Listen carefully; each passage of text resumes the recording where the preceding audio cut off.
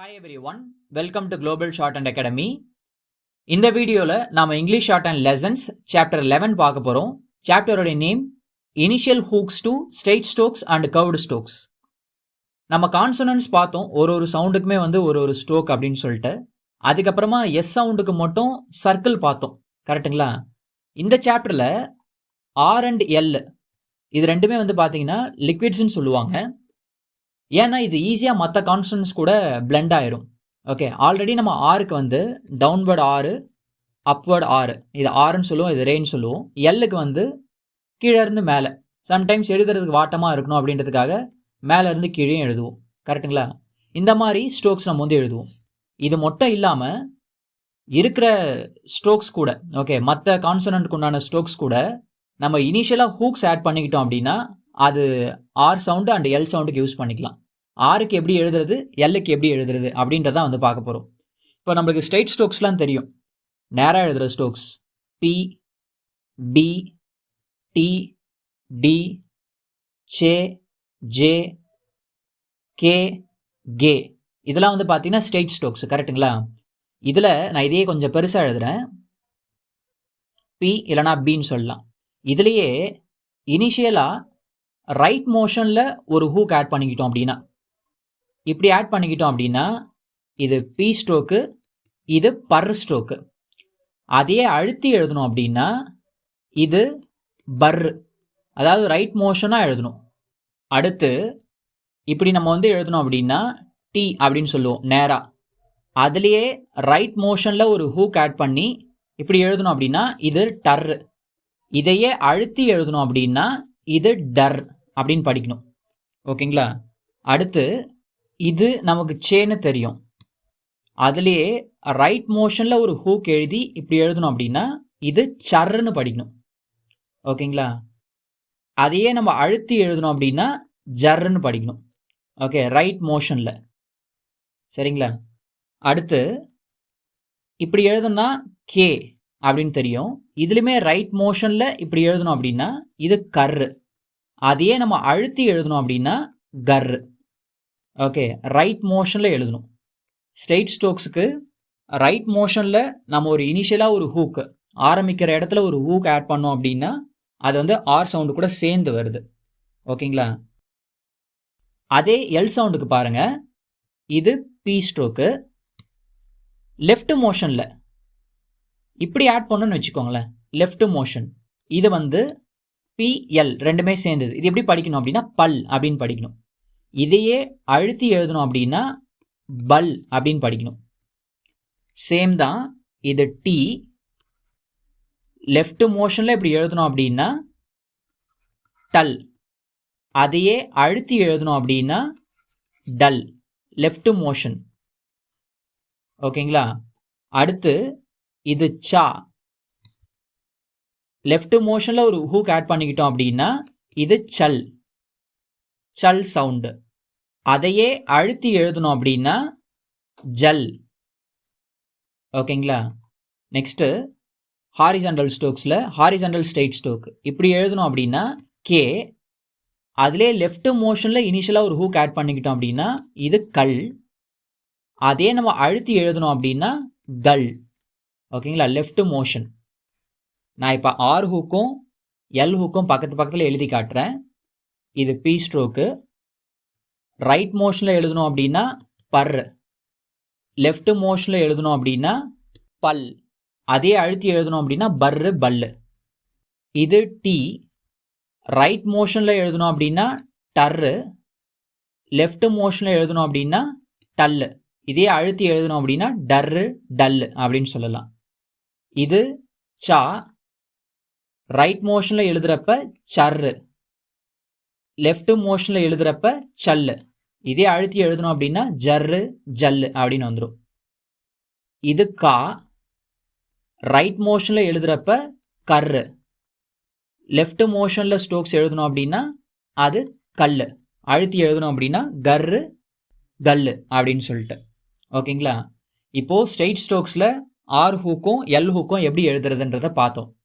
இப்போ curved strokes இருக்குங்க இல்லையா? கர்வ்டு ஸ்ட்ரோக்ஸ்னா எஃப், இத்து, இஸ், இஷ்ஷு, எம், இன், இதெல்லாம் கர்வ்டு ஸ்ட்ரோக்ஸு. இதில் ஆர் ஹூக் எப்படின்னு பார்க்கலாம்.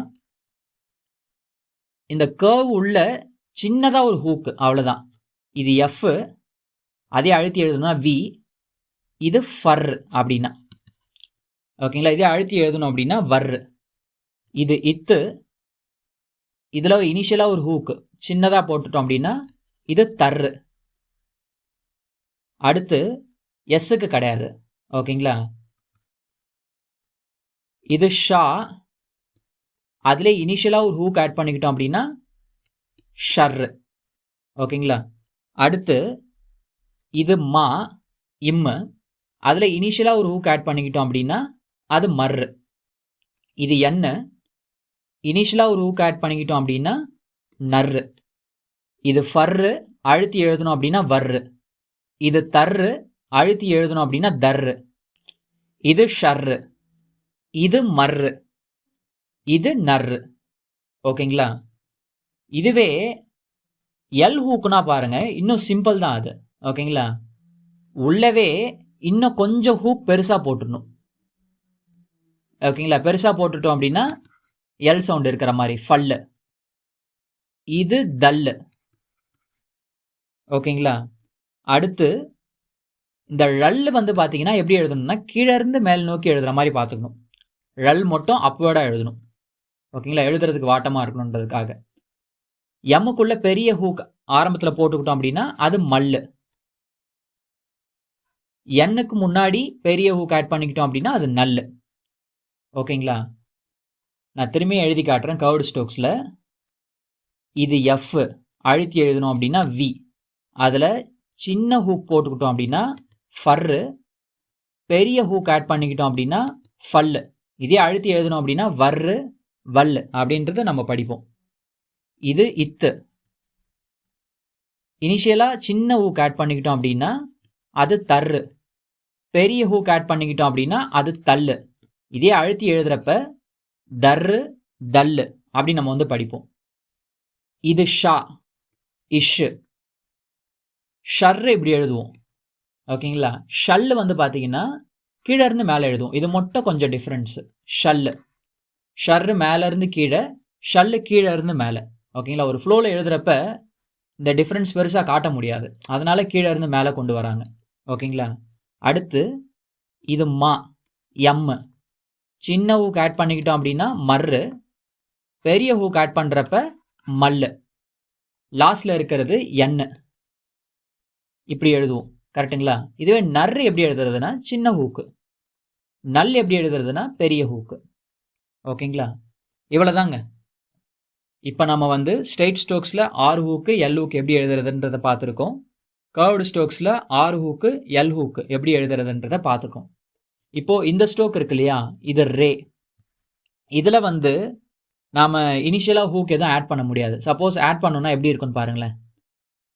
ரைட் மோஷனில் ஆட் பண்ணுறேன், லெஃப்ட் மோஷனில் ஆட் பண்ணுறேன், ஓகே. இப்படி ஆட் பண்ணுறப்ப இந்த ஸ்ட்ரோக்கு டபிள்யூக்கு யூஸ் பண்ணுவோம், வேக்கு. இந்த ஸ்ட்ரோக் பார்த்தீங்கன்னா ஏக்கு யூஸ் பண்ணுவோம்.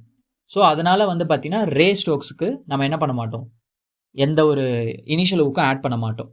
அதே மாதிரி ஷர்ரு வந்து மேலேருந்து கீழே, ஷல்லு வந்து கீழே இருந்து மேலே, ஓகே. இதை மட்டும் நீங்கள் ஞாபகம் வச்சுக்கிற மாதிரி இருக்கும், சரிங்களா.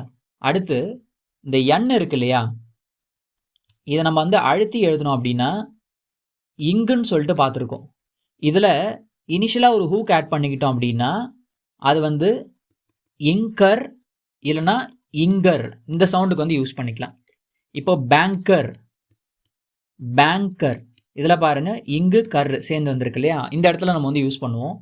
அதே மாதிரி ஃபிங்கர், இதில் இங்கு கர்ரு, இந்த ரெண்டு சவுண்டும் சேர்ந்து வந்திருக்கு. இந்த ரெண்டு வார்த்தையில் நம்ம வந்து இங்கு கூட ஆர்வுக்கு எழுதுகிற மாதிரி சேர்த்து வந்து எழுதுவோம், ஓகே. இப்போ டைரெக்டாக நம்ம வந்து எக்ஸாம்பிள்ஸ் பார்க்க ஆரம்பிச்சிடலாம். இப்போ பை அப்படின்னா பி ஸ்ட்ரோக்கு ஐ, பை அப்படின்னு சொல்லிட்டு. இதுவே ப்ளை அப்படின்னா பல் போட்டுட்டு ஐ, ப்ளை, இப்படி நம்ம வந்து படிக்கணும். இதுவே அப்ளை அப்படின்னா பல் எழுதிட்டு முன்னாடி ஒரு டாட் வச்சோம் அப்படின்னா ஆ வவல், அடுத்து ஒரு ஐ வவல் வச்சோம்னா ப்ளை, அப்ளை அப்படின்னு சொல்லிட்டு நம்ம வந்து படிக்கிறோம். லீடுன்றது எப்படி எழுதுவோம்? லீ இட், இந்த மாதிரி நம்ம வந்து எழுதுவோம். கரெக்டுங்களா? இதுவே லீடர் இது எப்படி எழுதுவோம்னா லீ டர், இந்த மாதிரி நம்ம வந்து எழுதுவோம். அடுத்து லீடர்லெஸ், லீடர்லெஸ், இந்த மாதிரி எழுதுறோம். அடுத்து பிடி, பிடி வவல், அதுக்குண்டான வவல். இதுவே பிரிட்டி அப்படின்னா பர்ற துருதிலைன்ல எழுதுறப்ப ப்ரீ ஆயிரும், டி, ப்ரீ டி அப்படின்னு சொல்லிட்டு வைக்கிறோம். இதுவே பீட்டர், பீட்டர், பீட்டர், இப்படி நம்ம வந்து எழுதுறோம்.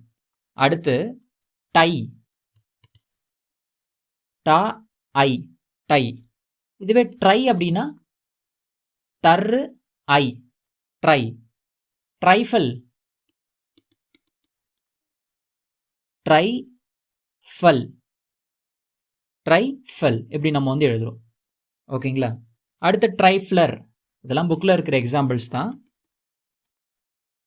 டர்ரு ஃபல்லு டவுன்வர்ட் ஆறு, ட்ரைஃப்ளர்.